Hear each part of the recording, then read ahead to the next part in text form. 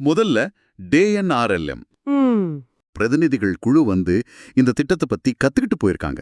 அவங்க நாட்டுல இருக்கிற ப்ரொடக்டிவ் சேஃப்டி நெட் ப்ரோக்ராம் அப்படிங்கிற திட்டத்துல இதை பயன்படுத்த போறதா சொல்லியிருக்காங்க. இது என்ன திட்டம்? ஏன் இன்னொரு நாடு இதுல இவ்ளோ ஆர்வம் காட்டுது?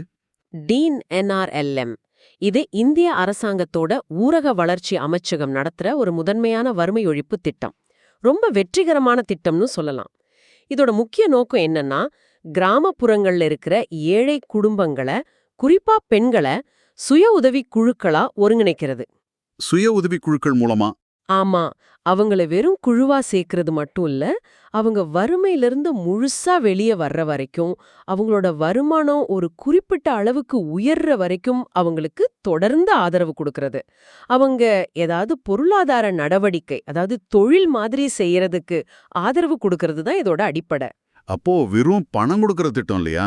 இல்லவே இல்ல. அதுதான் இதோட சிறப்பு. இதுல முறையான கடன் வசதி கிடைக்க வழி செய்றாங்க. அவங்க செய்யற தொழிலை எப்படி இன்னும் சிறப்பா செய்யறது, இல்ல வேற என்ன தொழில் செய்யலான்னு வாழ்வாதாரங்களை பல்வகைப்படுத்துறதுக்கு உதவி செய்றாங்க. அப்புறம் அவங்களுக்கு கிடைக்க வேண்டிய உரிமைகள், அரசாங்கத்தோட பொது சேவைகள் இதையெல்லாம் அவங்க சரியா போய் அடையறதுக்கும் உதவி செய்றாங்க. இது ஒரு முழுமையான அணுகுமுறை. இது எப்போ ஆரம்பிச்சது? இதோட வெற்றிக்கு என்ன காரணம்னு நினைக்கிறீங்க? இது ஆக்சுவலா 2010ல முன்னாடி இருந்த ஸ்வர்ண ஜெயந்தி கிராம் ஸ்வரோஜ்கர் யோஜனா SGSY அப்படிங்கிற திட்டத்தை மறுசீரமைச்சு தேசிய ஊரக வாழ்வாதார இயக்கம் NRLM அப்படின்னு ஆரம்பிச்சாங்க. அப்புறம் 2016ல தான் இதுக்கு தீன் தயாள் அந்தியோதயா யோஜனா தேசிய ஊரக வாழ்வாதார இயக்கம் DAY NRLMனு மறுபெயர் வச்சாங்க. சரி. இது மத்திய அரசாங்கமும் மாநில அரசாங்கங்களும் சேர்ந்து நிதி கொடுத்து செயல்படுத்துற திட்டம்.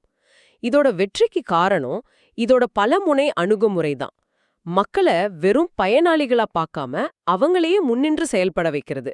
அதாவது சமூக அணி திரட்டல், அவங்களையே நிர்வகிக்கிற சமூக நிறுவனங்களா சுய உதவி குழுக்கள் மாதிரி உருவாக்குறது, நிதி உள்ளடக்கம், பேங்க் அக்கவுண்ட் திறக்கிறது, கடன் கிடைக்கிறது, நிலையான வாழ்வாதாரத்தை உறுதி செய்யறது, அப்புறம் சமூக உள்ளடக்கம், சமூக மேம்பாடு மூலமா அவங்க உரிமைகளை அடைய வைக்கிறது. இதெல்லாம் தான். அப்போ இந்தியாவுல இது நல்லா வேலை செய்யுது. ஆமா, லட்சக்கணக்கான பெண்களை வறுமையிலிருந்து மீட்டெடுத்ததுல இந்த திட்டத்தோட பங்கு ரொம்ப பெருசு. அதனால தான் எத்தியோப்பியா மாதிரி மற்ற வளரும் நாடுகள் இந்த இந்திய மாதிரியே ஒரு பாடமா எடுத்துக்கிட்டு அவங்க நாட்டுல இருக்கிற வறுமையை ஒழிக்கிறதுக்கு இதை பயன்படுத்த விரும்புறாங்க. இது நாடுகளுக்கிடையிலான நல்ல அனுபவங்களையும் அறிவையும் பகிர்ந்துக்கிறதுக்கு ஒரு அருமையான உதாரணம். கேட்கவே பெருமையா இருக்கு.